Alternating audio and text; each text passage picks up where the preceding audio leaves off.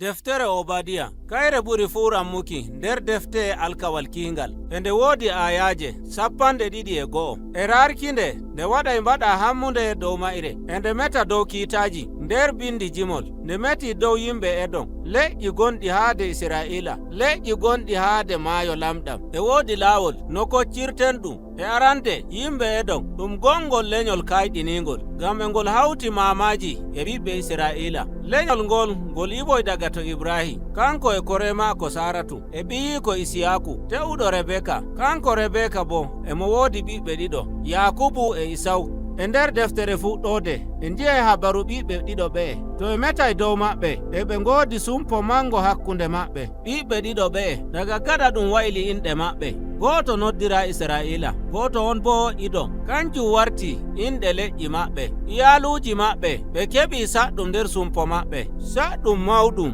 nder sumpo maɓɓe wato Israila e Edom ko moye woodi leydi mum feere en jiyay saɗɗum ɗum ɓe jayri sarel ko Israila wari no nyama Jariko e konu Edomanko en hokkitiri Israilanko en ɓe bo nyamri yeeso e hokkitirki ɓe faa sarel ngel Babilanko en ngari koni Israilanko en nde ɗum nyami Israilanko en e konu fu ɓiɓɓe Edomanko en sey ngara kosta jawdi ɗuundi daga nder Israila ɓe natta gariri Ursalima ɓe mbara Israilanko en horiɓe ɓe mooɓa jawdi maɓɓe ko rindi en ji'ay ɗum nder goɗɗe defte ɗe annabo en bindi Allah e noddira ɓe hedduɓe Israila haani ɓe ndena Israila ɗo bo nder deftere Obadiah Idomanko en mbaɗayi ko Allah wi'iɓe nder yeɓre arandere annabijo Obadiah habani ardiɓe Edomanko en musamman dow mangu hoore maɓɓe ɓe wooduɓe mangu hoore ɓe njooɗi nder ladde dow kocceje gure maɓɓe ngoni nyumo maɓɓe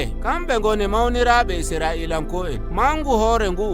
foɗani Edomanko en ɓe kawti hoore Babilanko en ngam ɓe sankita Ursalima ɓe mbaɗi juuɗe nder sankutuki Ursalima ngam non sai Allah wi'i nder annabaku Obadiah leydi Idom ndi semtintendi mangu hoore maɓɓe ɗum lestinte ɗum non no ɓe ngaɗani Israilanko en kamɓe ma ɗum waɗanayɓe ɗum ɗo sey nyuma dow ko nanata dow Edomanko en ɓe kawray e halkere hoore haala annabaku maako ɗum heɓay ɗum nder ayare 15 to naneten nyalde jaymirawo nde ɓadake ngam ko ngole leñol diga ɗon sai neɗɗo ƴama ko waɗi ɗum hoori hakkilo dow leñol Edomanko en nder ayaje ɗe faa ɗum meti ayaje sendere deftere nden nde Obadiah mo andina dow nyalde jaymirawo nde waroyay amma nde haɗata dow Edomanko en tan o yajjini nyumo maako ɗum hewti dow ko ngole leñol gongol nder duniyaru sai Obadiah wi'i leƴƴi mawninɗi koye maaji wono Edom ɓe kawray e kiita Allah no o waɗani Edomanko en jawmirawo no do'ayɓe do'ere hallunde o sankita e garije maɓɓe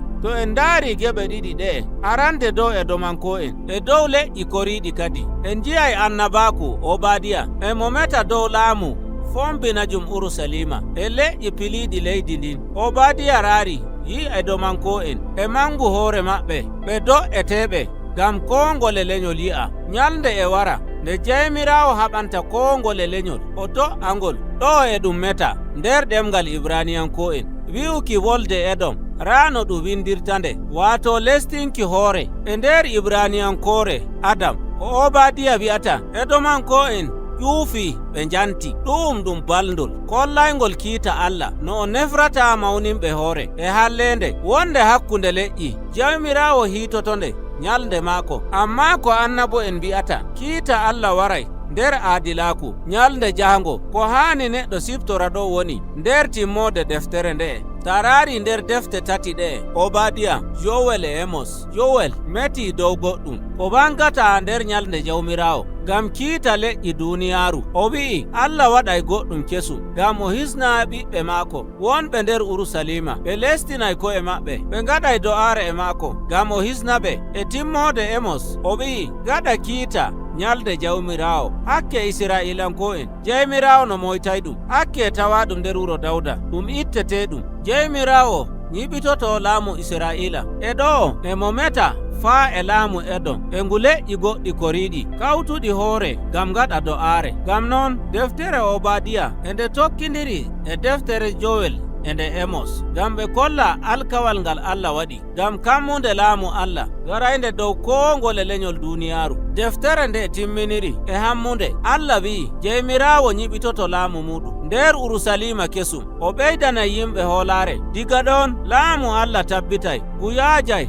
ngu omba ko ɗiye leƴƴi piliɗi Urusalima. Gam noon ɗum hokki deftere nde inde wallutuki gam aadilaaku Allah e moƴƴere maako. E ɗo en ji'i annabo en ɓe ɓe kaɓana yimɓe ɓe mangu hoore e hokkitiroɓe wono Edom woduɓe neɗɗangaku nder jikkuji maɓɓe, ɓe ngaɗana sakiraɓe maɓɓe hallende. Wolde Allah nder duniyaaru ndu nde wadda kammunde laamu Edom ngu do'oto. Nyalnde kiita Allah Jeymiraawo no maagayɓe kamɓe e hallende maɓɓe. Ɗum waddanay en jam e salama nder ko ngole lenyol duniyaaru. Ɗum woni ko deftere Obadiah sawi.